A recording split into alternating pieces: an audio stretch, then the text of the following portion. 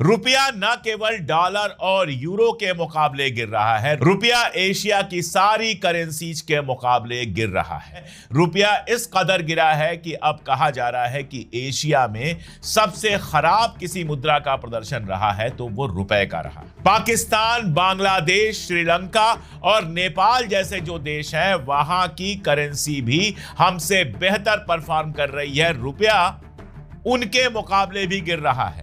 यह Iran Israel जंग का मामला नहीं है, यह मामला कहीं और का है जिस पर बात करने से सरकार और सरकार की दलाल गोदी मीडिया लगातार बचती रहती है। अब कुछ लोग मोदी को सलाह यह दे रहे हैं कि लॉकर में जो गहना रखा हुआ है और मंदिरों में जो गहना रखा हुआ है उसको लीजिए, लेकिन ईरान से खाद नहीं लेंगे क्योंकि ट्रंप अंकल जो हैं वो नाराज हो जाएंगे। रशिया से एलएनजी चला था भारत के लिए और उसको सिंगापुर से वापस भेज दिया गया। नरेंद्र मोदी और उनके लोग लगातार कह रहे हैं सोना मत खरीदो, तेल मत खरीदो, खाद का कम से कम इस्तेमाल करो। खाद पर याद आया, बाकी सब तो बात कर लेंगे, कि आज ही अखबारों में खबर यह है कि ईरान से हमारे यहां रासायनिक खाद, जो केमिकल खाद होती है, उससे भरा हुआ एक पूरा जहाज आ रहा था और उस जहाज को लेने से इनकार कर दिया गया। कहा गया ये जहाज से जो खाद आ रहा है वो हम नहीं लेंगे क्योंकि ये ईरान से आ रहा है और ईरान से आएगा तो अमेरिका, ट्रंप दादा जो हैं वो नाराज हो जाएंगे। ट्रंप को नाराज नहीं कर सकते, भले देश के अंदर किसानों को खाद न मिले, भले देश के अंदर फर्टिलाइजर की कीमत लगातार बढ़ती चली जाए, भले देश के अंदर एग्रीकल्चर प्रोडक्शन जो हमारा है वो डाउन हो जाए। ट्रंप अंकल की नाराजगी के चक्कर में कल ये खबर आई थी कि एलएनजी जो आ रहा था रशिया से वो हमने नहीं लिया, अब सिंगापुर में वो खड़ा है। उसके बाद हरदीप पुरी ने कहा हमने तो मंगाया ही नहीं था, तो सारे अखबार झूठ बोल रहे थे। स्ट्रेट ऑफ हॉर्मुज को बहुत बड़ा बहाना बनाया गया और कहा गया कि इकॉनमी में जो दिक्कत है वो स्ट्रेट ऑफ हॉर्मुज के चलते हैं। लेकिन लॉकर में सोना हमारा और आपका होता है। आदमी चोरों से बचने के लिए सोना जो होता है, गहना होता है, वो उठा के थोड़ा बहुत लॉकर में रख देता है। अब उस लॉकर के सोने पर भी नजर है, इसलिए इस वीडियो को बहुत गौर से मैं आपको एक डेटा दिखाता हूं। अक्सर कहा जाता है कि रुपए की वैल्यू जो गिर रही है और किस तरह से गिर रही है ये मैं आपको पहले बता दूं, फिर वो डेटा दिखाता हूं। 30 सितंबर 2013 को जब कांग्रेस की सरकार थी और डॉलर के मुकाबले रुपया गिरकर 62.51 पर पहुंच गया था, तो नरेंद्र मोदी ने कहा था, उस समय मुख्यमंत्री हुआ करते थे गुजरात के, उन्होंने कहा था कि रुपया आईसीयू में चला गया है। उसी समय यह बयान आया था कि जब रुपया गिरता है तो देश के प्रधानमंत्री की इज्जत गिरती है। और आज इतिहास में जितना नीचे रुपया गिर गया है उतना कभी नहीं गिरा था। 95.63 यानी $1 की कीमत 95.63 तक पहुंच गई है। रुपया इस कदर गिरा है कि अब कहा जा रहा है कि एशिया में सबसे खराब किसी मुद्रा का प्रदर्शन रहा है तो वो रुपए का रहा है। और इसके कारण है, अक्सर हमारी जो वित्त मंत्री हैं वो बड़े बड़े बयान देती हैं रुपया ठीक कर रहा है, लेकिन रुपया ठीक नहीं कर रहा है। रुपया न केवल डॉलर और यूरो के मुकाबले गिर रहा है, रुपया एशिया की सारी करेंसीज के मुकाबले गिर रहा है। आप यूएई को अगर देखेंगे तो आज यूएई का जो दिरहम होता है वो 26.08 रुपीस के बराबर हो गया है। पाकिस्तान, श्रीलंका, बांग्लादेश और नेपाल का नाम मैंने इसलिए लिया क्योंकि उनकी वैल्यू रुपए से कम है।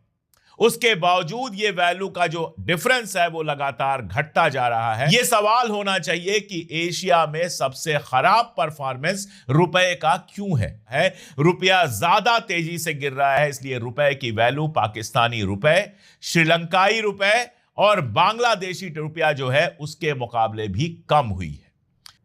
क्यों? यूएई जिसके ऊपर बहुत ज्यादा असर हुआ है इस जंग का, जो अपना माल बेच नहीं पा रहा है, जहां नुकसान भी हुआ है, उसकी करेंसी के सामने रुपया क्यों गिर रहा है, यह सवाल होना चाहिए। अब आप यह बताइए कि अगर स्ट्रेट ऑफ हॉर्मुज की प्रॉब्लम अकेली है तो रुपया पाकिस्तान, श्रीलंका और बांग्लादेश और नेपाल जैसी करेंसीज के मुकाबले क्यों गिर रहा है? क्यों हमारी इकॉनमी रुपए के सबसे खराब परफॉर्मेंस का मतलब यह है कि हमारी इकॉनमी एशिया में सबसे खराब प्रदर्शन कर रही है और हमारी निर्मला सीतारमण जी कहती हैं कि सब ठीक चल रहा है, हमारा रुपया ठीक चल रहा है।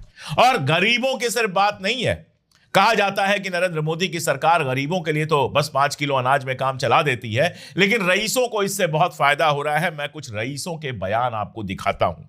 हेलियास के फाउंडर हैं समीर अरोरा।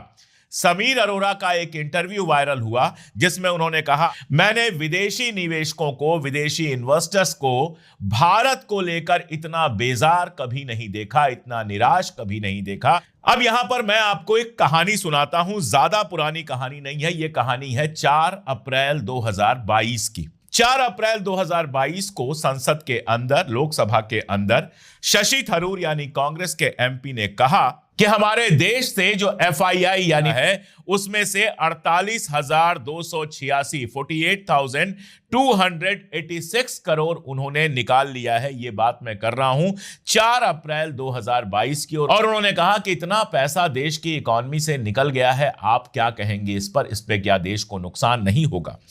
तो निर्मला जी ने कहा कि हमें कोई फर्क नहीं पड़ता है। उनका फेमस डायलॉग था, एफआईआई एंड एफपीआई में कम एंड गो, यानी एफआईआई और एफपीआई आए और जाए, हमें कोई फर्क नहीं पड़ता। और निर्मला सीतारमण कह रही थी कि हमें कोई फर्क नहीं पड़ता है। निर्मला सीतारमण और इस सरकार का ये जो अहंकार है, ये जो घमंड है, ये जो गुरूर है, वो कितना भारी पड़ा ये आप देखिए। हम आज का डेटा देखते हैं।